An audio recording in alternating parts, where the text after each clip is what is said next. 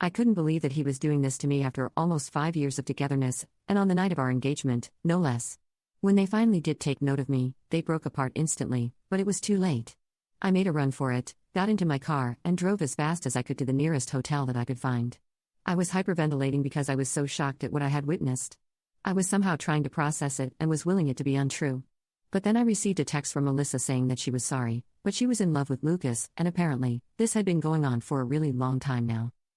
I was in the hotel room when I received that text and I broke down like never before. After Melissa, Lucas texted me pretty much the same thing and said that he had only proposed because he felt that if he committed to me, then he would be able to push Melissa out of his head. Obviously, that hadn't worked, and it made him want Melissa even more. He told me that it wasn't about me, but this was about them, and they just knew that they were meant to be. I was just a placeholder in the way for Lucas to finally meet Melissa. I stayed at the hotel for a couple of days and tried to put my act together because I was still feeling crazy and trying to force myself to believe that this was just a cruel prank that life was playing on me. After almost 4 days, I finally went back home because I did need to collect my stuff and rejoin work if I didn't want to get fired.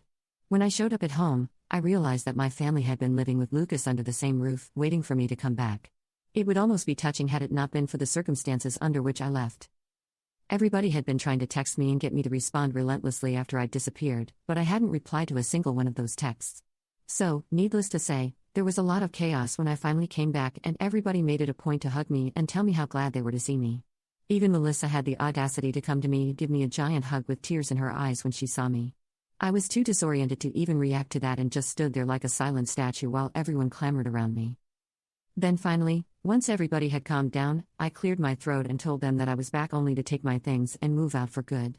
Lucas had just been standing there without a word up until that point, but when I said that I was going to move out, he announced that there was no need for me to leave because he'd already packed his stuff and was going to move in with Melissa since now everything was out in the open anyway. My family, my parents and my aunt, my dad's younger sister who has lived in the same house ever since her husband passed away, actually had wide smiles on their faces even though there was nothing to smile about, at least not according to me. Melissa was standing beside Lucas in an awkward side hug and looking at me very sadly but still smiling.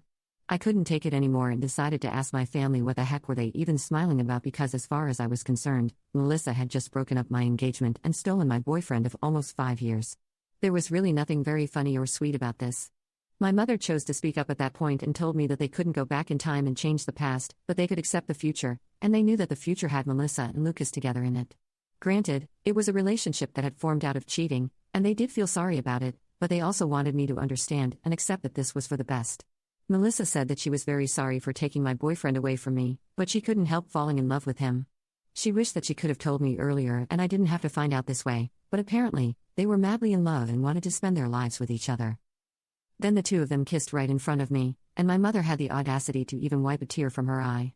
I snapped and told them that this wasn't supposed to be sentimental or emotional and that what they were doing was disgusting. To my surprise, my family seemed to get annoyed with my behavior and told me that I was being too bratty about the situation. Instead of being happy for my sister, I was making this all about myself, and they didn't approve of my behavior.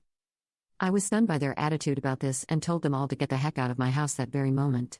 I couldn't for the life of me understand how they were defending what Melissa and Lucas had done while making me out to be the bad guy and acting as though I was overreacting. My father intervened and told me not to act like a child because these things happen and I should take it in my stride. He wanted me to celebrate that my sister had finally found her soulmate instead of being jealous of her. They were literally all acting insane and I couldn't deal with it anymore, so I just said screw it, went into my room, packed some of my things, and left yet again without even speaking to them or waiting to hear them out, even as they called out my name and told me not to go.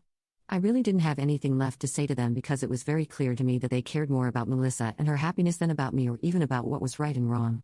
They were so caught up in trying to justify what Melissa had done that they completely forgot that I was also a human being with real feelings as well.